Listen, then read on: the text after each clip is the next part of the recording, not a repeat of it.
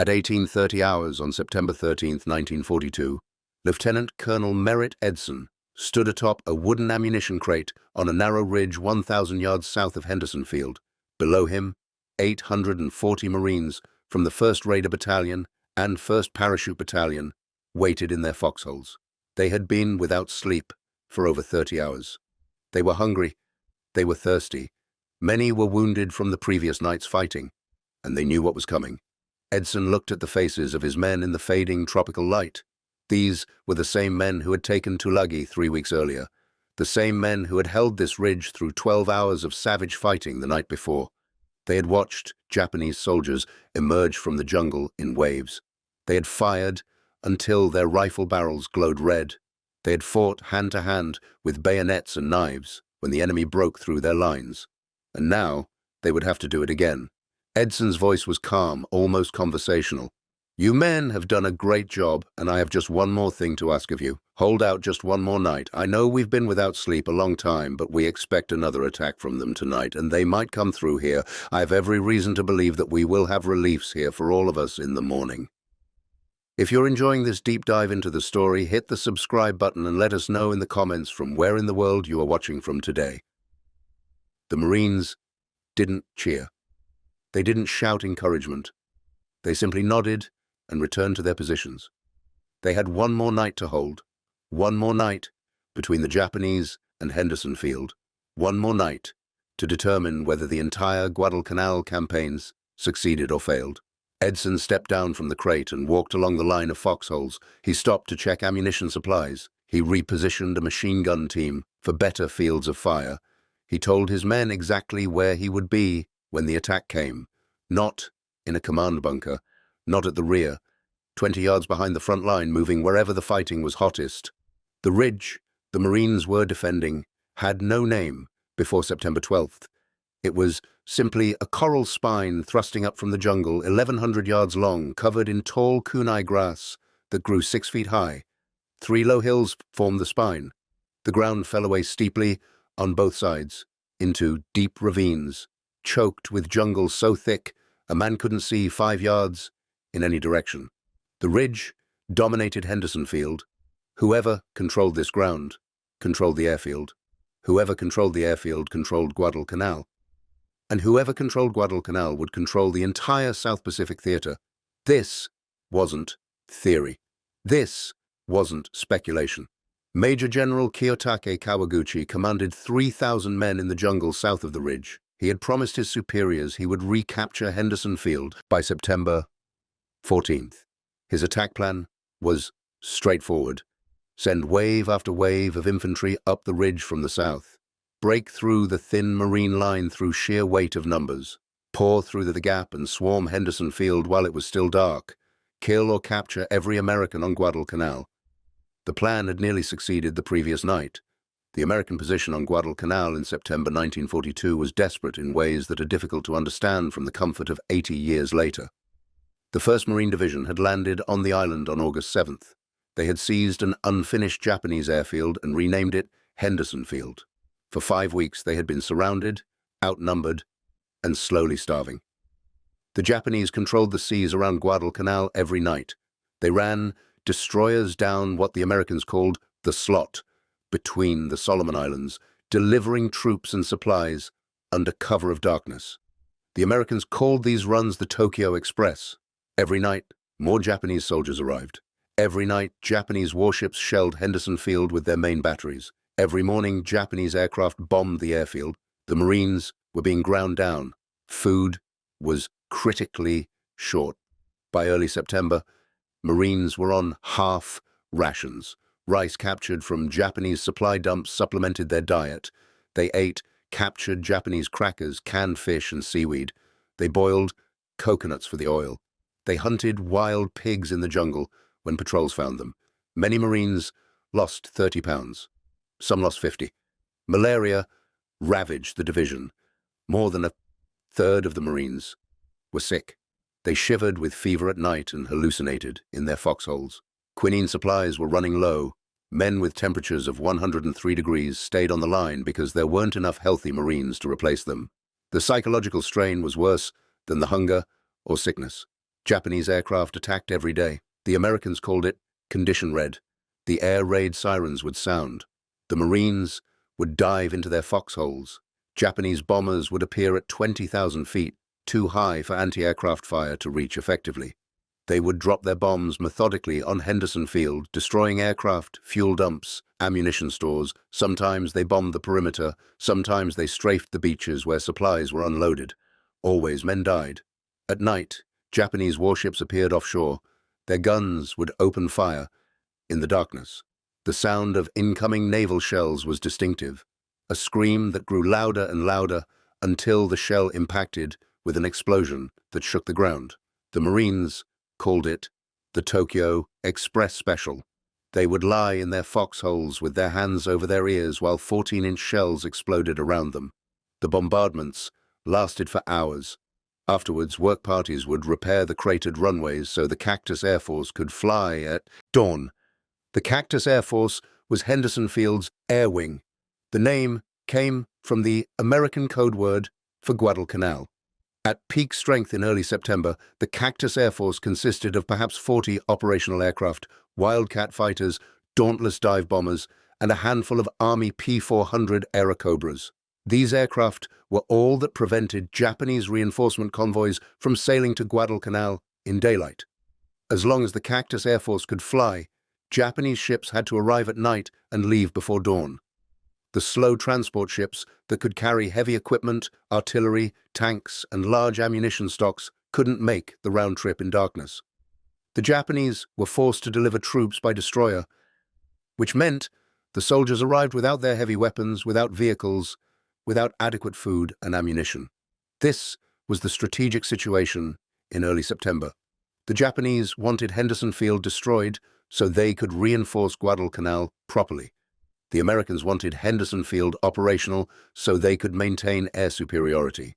Everything depended on that airfield, and the airfield depended on the Marines holding a defensive perimeter around Lunga Point. The perimeter was roughly semicircular, extending inland from the beach about 3 miles. The 1st Marine Division had 11,000 men, but they were spread thin. Too many miles of perimeter, too few Marines to man it.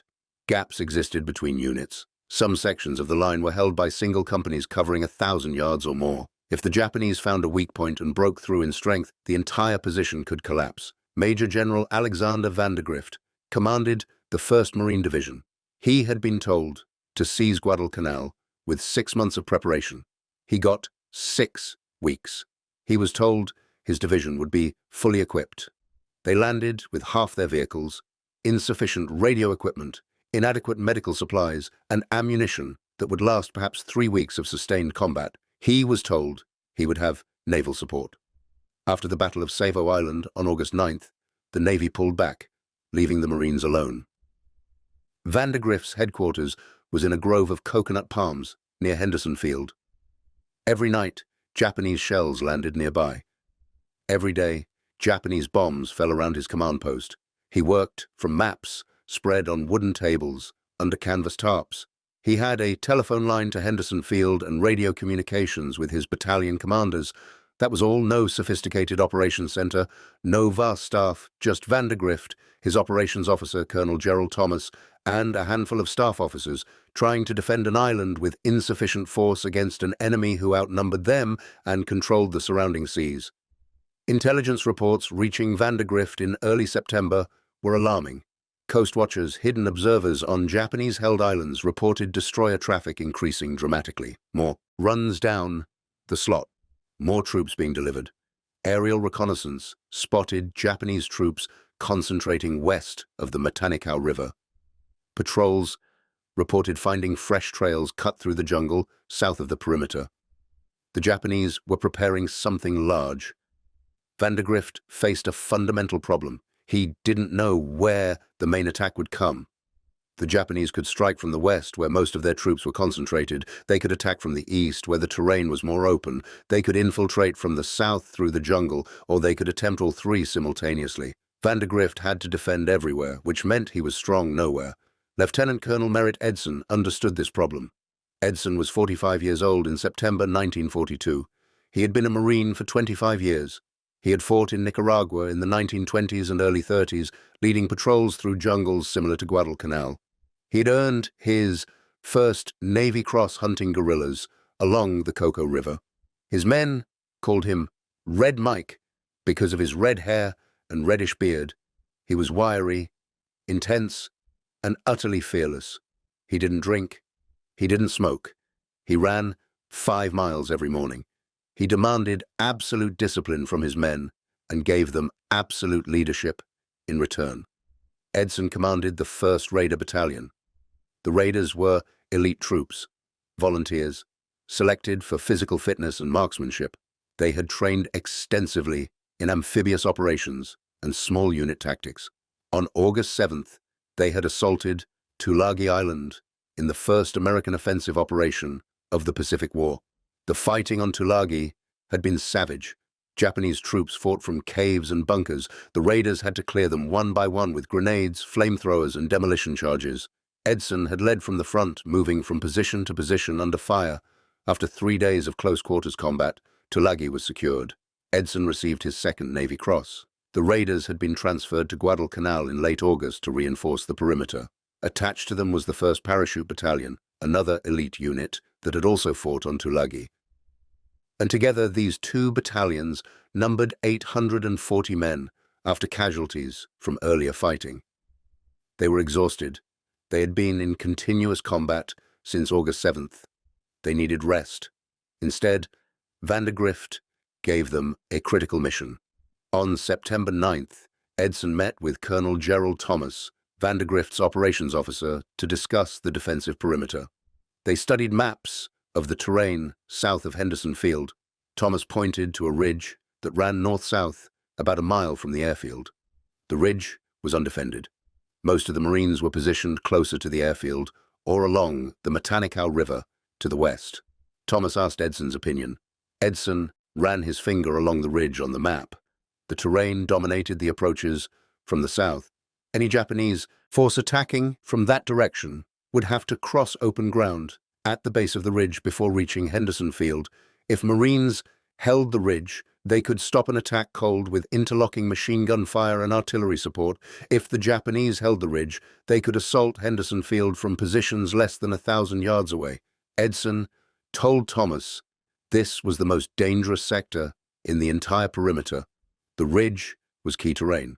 Whoever held it controlled access to the airfield from the south. Thomas agreed. He ordered Edson to move the Raiders and Paramarines to the ridge immediately. Edson's 2 battalions would be responsible for defending the entire southern approach to Henderson Field. 840 men covering a front that should have been held by at least 2,000. Edson positioned his forces carefully. The ridge itself was about 1,100 yards long, consisting of 3 low hills covered in kunai grass. The central hill was the highest, rising about 100 feet above the surrounding jungle. Edson placed his command post on this hill. He positioned rifle companies along the ridge in a defensive line facing south. Machine gun teams were dug in on the slopes to provide enfilading fire. Mortar teams set up behind the crest where they could fire indirect support.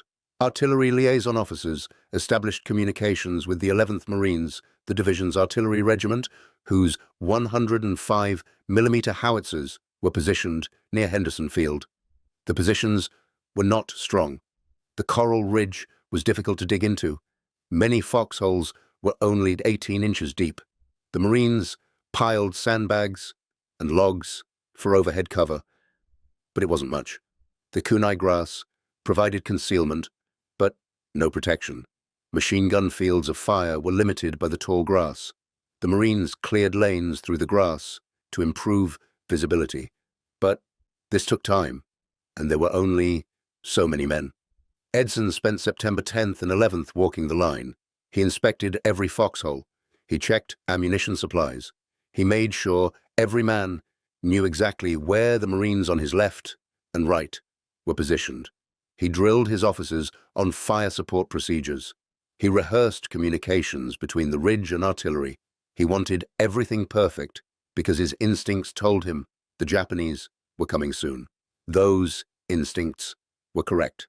On September 8th, Major General Kiyotake Kawaguchi had landed at Taivu Point, 30 miles east of Henderson Field, with 3,000 men from the 35th Infantry Brigade. Kawaguchi was an experienced officer who had fought in China. He believed the Americans on Guadalcanal numbered perhaps 2,000 men, mostly demoralized and sick. He planned to attack from multiple directions simultaneously. One force would strike from the west along the coast. A smaller force would demonstrate from the east. His main attack would come from the south directly at Henderson Field through the jungle. Kawaguchi issued his attack order on September 7th. His plan called for the brigade to march inland through the jungle, approach the American perimeter from the south, and launch a surprise night attack on September 12th. The attack would be preceded by an artillery bombardment. Once the bombardment lifted, the infantry would assault in waves. Kawaguchi expected to break through the American lines quickly. By dawn on September 13th, Henderson Field would be in Japanese hands. The march began on September 9th. Kawaguchi's troops moved through the jungle in 3 columns. The terrain was brutal. Dense rainforest with visibility measured in yards, steep ravines that required ropes to cross, swamps where men sank to their knees in mud, rivers that had to be forded while holding rifles overhead. The heat was oppressive, over 90 degrees, with humidity that made breathing difficult. The troops carried full packs, weapons and ammunition. Some carried artillery shells for the battalion guns. The march was supposed to take 3 days. It took 4. Edson suspected the Japanese were coming. On September 8th, a patrol from the raiders encountered Japanese troops east of the perimeter at a village called Tasimboko. Edson requested permission from Vandergrift to conduct a raid on Tasimboko to determine Japanese strength. Permission granted. On September 8th, Edson led 2 companies of raiders in a shore-to-shore movement aboard destroyer transports. They landed near Tasimboko at dawn. The raiders advanced cautiously inland. They found supplies, rice, canned goods, medical equipment, ammunition. More supplies than a small garrison would need. Edson estimated this was enough to supply at least several battalions. The village itself was lightly defended. A brief firefight erupted. The Japanese defenders withdrew into the jungle after burning some of their supplies. The raiders destroyed what they could and withdrew with intelligence documents and equipment. Back on Guadalcanal, Edson reported his findings to Vandergrift. A major Japanese force was definitely operating east of the perimeter. Supplies at Tasimboko suggested at least 3,000 troops. Vandergrift agreed. The attack was coming soon. He ordered Edson's raiders and the Paramarines to the ridge south of Henderson Field immediately. If the Japanese attacked from that direction, Edson's men would stop them. The Japanese artillery bombardment began at 1800 hours on September the 12th. Shells screamed overhead and crashed into the ridge. The Marines pressed the cells flat in their shallow foxholes. Coral fragments and dirt flew through the air. The kunai grass caught fire in several places, sending smoke drifting across the defensive positions. The barrage lasted 20 minutes. Then, silence. Edson knew what silence meant. The infantry was coming. He grabbed his field telephone and called the artillery liaison officer. "Stand by for fire. Missions. I want concentration points plotted every 100 yards south of our positions. When I call for fire, I need it immediately." The artillery officer acknowledged. The 11th Marines had pre-registered their guns on likely approach routes. They could deliver fire within 60 seconds of a request. At 1900 hours, the first Japanese probing attacks hit the eastern flank of the ridge. Small groups of infantry emerged from the jungle and moved toward the Marine positions. They were testing the defenses, looking for weak points. Marine riflemen opened fire at 200 yards. The Japanese soldiers went to ground and returned fire. A brief firefight erupted. Then the Japanese withdrew into the darkness. These were not the main assault. Kawaguchi's plan called for preliminary attacks to fix the Marines in position, then a massive assault from multiple directions to overwhelm the defenses. But the preliminary attacks were poorly coordinated. Different Japanese units had become separated during the jungle march. Some hadn't reached their assembly areas. Communication between units was nearly impossible in the dense jungle. Kawaguchi couldn't see his entire force or coordinate their movements. He was commanding blind. Around 2100 hours, a stronger attack developed against the left flank of the Marine line. Japanese infantry emerged from the jungle in company strength, perhaps 150 men. They moved in a loose skirmish line up the slope toward the Paramarine positions. Marine machine guns opened fire. Tracers arced through the darkness. The Japanese soldiers dropped to the ground, then rose and continued advancing. They were 50 yards from the Marine foxholes when rifle fire erupted all along the line. The Japanese attack faltered, then broke. Survivors retreated back into the jungle, leaving bodies scattered on the slope. More attacks followed through the night of September 12th. Small unit assaults, usually platoon or company strength, probing different sections of the ridge. Each time, Marine firepower drove them back, but each attack revealed weaknesses in the Marine position. The line was too thin. Gaps existed between units. The Japanese were learning where the Marines were strongest and where they were weakest. Around midnight, a larger Japanese force penetrated the left center of the Marine line. A gap existed between two rifle companies. Japanese infantry infiltrated through this gap and reached the ridge crest. For 30 minutes, savage fighting raged in complete darkness. Marines and Japanese soldiers fought hand-to-hand with bayonets, rifle butts, and knives. Muzzle flashes lit up confused scenes of struggling men. Grenades exploded. Men screamed. The smell of blood and cordite filled the air. Edson was moving along the line when he heard the breakthrough. He immediately called for artillery fire on the penetration point. Within seconds, 105mm shells began falling. The explosions were danger close, landing within 50 yards of Marine positions. But the fire was accurate. Japanese soldiers caught in the open were cut down by shell fragments. The assault lost momentum. Marine reserves counterattacked and pushed the Japanese back down the slope. By 200 hours, the line was restored, but Edson recognized the danger. His forward positions had nearly been overrun. The Marines had suffered casualties. Ammunition was running low. The men were exhausted. If the Japanese attacked again with greater strength, the forward line might not hold. Edson made the decision to withdraw 400 yards north to a stronger position on the central hill of the ridge. The movement was conducted in darkness, companies withdrawing in order while others provided covering fire. By dawn on September 13th, the Marines occupied a tighter, more defensible perimeter. The Marines spent September 13th improving their positions. They deepened foxholes. They repositioned machine guns. They brought up ammunition from Henderson Field. Medical corpsmen evacuated wounded. Engineers cleared additional fields of fire.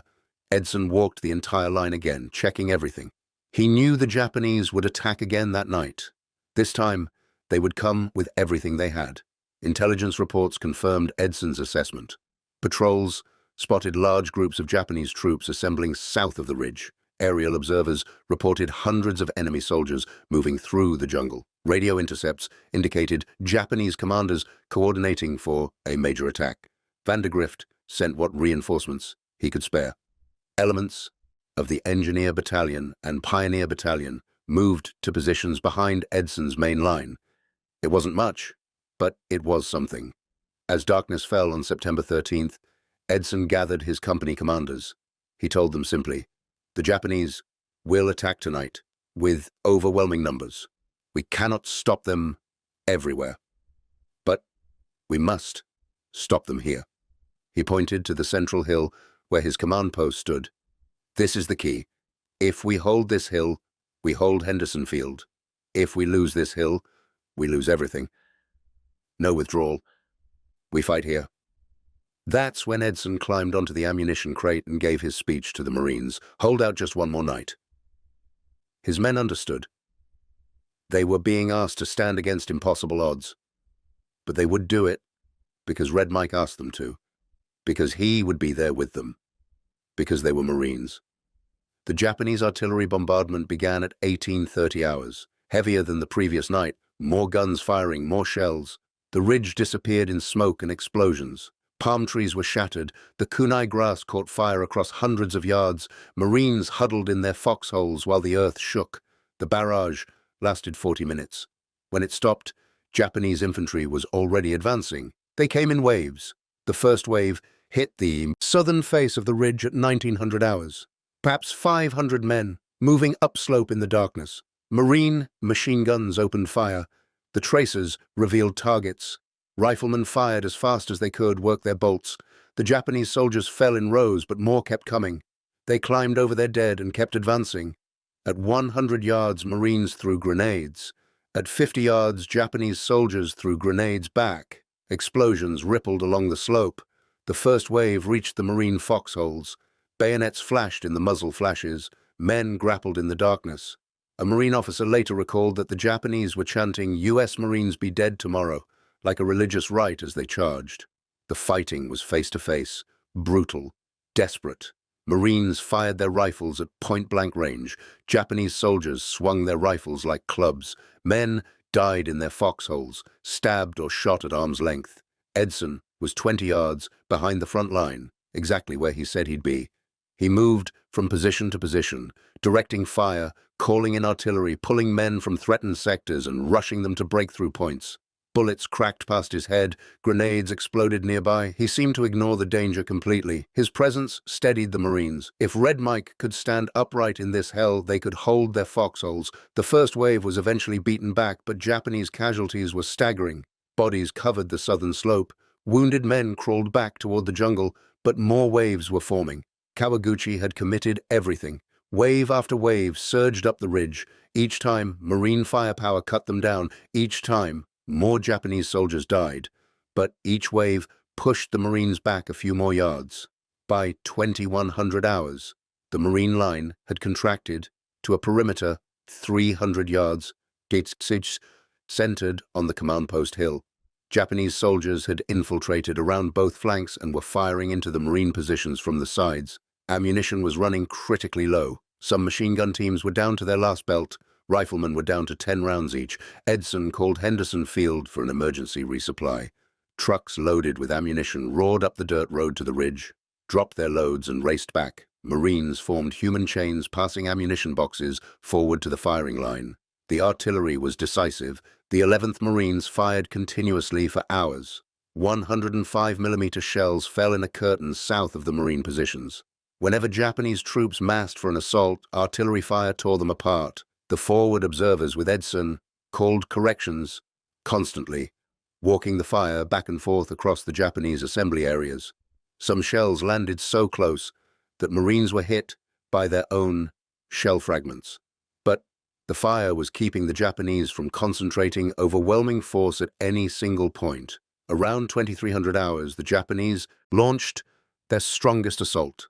A full battalion, perhaps 800 men, charged straight up the center of the ridge toward Edson's command post. They came screaming, firing from the hip, throwing grenades. For 10 minutes, the Marine line simply disappeared in smoke and flame. The noise was overwhelming. Rifles, machine guns, grenades, artillery, all firing simultaneously. Men couldn't hear orders. They couldn't see 10 feet through the smoke. They fought by instinct and training. Japanese soldiers reached Hill 123, the command post hill. They were within 10 yards of Edson's position. The fighting was hand-to-hand again. A Marine captain later reported seeing Edson standing calmly on the hill, directing fire, while Marines around him fought with bayonets. At one point, Edson grabbed a rifle from a wounded Marine and shot a Japanese soldier who had broken through the line. Then he handed the rifle back and returned to his telephone, calling for more artillery fire. The Paramarines counterattacked with fixed bayonets. They had been held in reserve and now charged into the Japanese breakthrough from the flank. The Japanese were caught by surprise. They had expected the Marine line to collapse. Instead, they were hit from the side by fresh troops. The Japanese assault broke. Survivors retreated down the slope. Bodies lay everywhere. The stench of blood and explosives was overpowering. More attacks came through the night, smaller now, more desperate. Company-sized assaults, platoon-sized probes, each was beaten back. The Japanese were exhausted. They had been attacking for over 6 hours. They had suffered catastrophic casualties. Their ammunition was running low. Their officers were dead. The assault was falling apart. Around 300 hours, the attack stopped. Silence fell over the ridge, except for the moans of wounded men. Marines stayed in their foxholes, fingers on triggers, watching the darkness. Nobody trusted the silence. At 0530, as the first grey light appeared in the east, Army Air Force's P-400 Airacobras took off from Henderson Field. They flew low over the ridge and strafed the jungle south of the Marine positions with 20mm cannon fire. Japanese soldiers caught in the open were cut to pieces. As dawn broke on September 14th, the Marines could see the battlefield. Bodies covered the southern slope of the ridge. Some counts suggested over 600 dead Japanese soldiers within view of the Marine positions. Many more lay wounded in the jungle or had been carried away during the night. The grass was trampled flat. Shell craters dotted the hillside. Destroyed equipment, abandoned rifles, and unexploded grenades littered the ground. The Marines had held. 840 men had stopped 3,000 Japanese soldiers in 2 nights of continuous combat. American casualties were significant. 40 men from the Raider Battalion killed, 123 wounded, 17 men from the Parachute Battalion killed, 109 wounded, about 20% of the force. But they had held the ridge. Henderson Field was safe. If you find this story engaging, please take a moment to subscribe and enable notifications. It helps us continue producing in-depth content like this. Kawaguchi's brigade was destroyed. Japanese casualties exceeded 1,200 dead and hundreds more wounded. The 35th Infantry Brigade ceased to exist as a combat unit. Kawaguchi would be relieved of command in October. The Japanese would never come so close to taking Henderson Field again. Vandergrift later stated this was the only time during the entire Guadalcanal campaign he doubted the outcome. The ridge was renamed. To the world, it became Bloody Ridge. To the Marines who fought there, it was Edson's Ridge. Merritt Edson received the Medal of Honor. 2 other Medals of Honor and 19 Navy Crosses were awarded to Marines for their actions over those 2 nights. 5 posthumously. Edson went on to command the 5th Marine Regiment through the rest of the Guadalcanal campaign. He fought at Tarawa and Saipan. He retired as a Major General in 1947. He died of a heart attack in 1955 at age 58. He is buried at Arlington National Cemetery. The USS Edson, a destroyer, was named in his honor. The Marines who held that ridge changed history. Had they failed, Henderson Field would have fallen. Without the airfield, the Americans couldn't have maintained air superiority. Japanese reinforcements would have poured onto Guadalcanal. The 1st Marine Division would have been destroyed or evacuated. The entire South Pacific strategy would have collapsed. Instead, the Marines held. And from that ridge in the jungle, the road to Tokyo began. Thank you for watching. For more detailed historical breakdowns, check out the other videos on your screen now and don't forget to subscribe.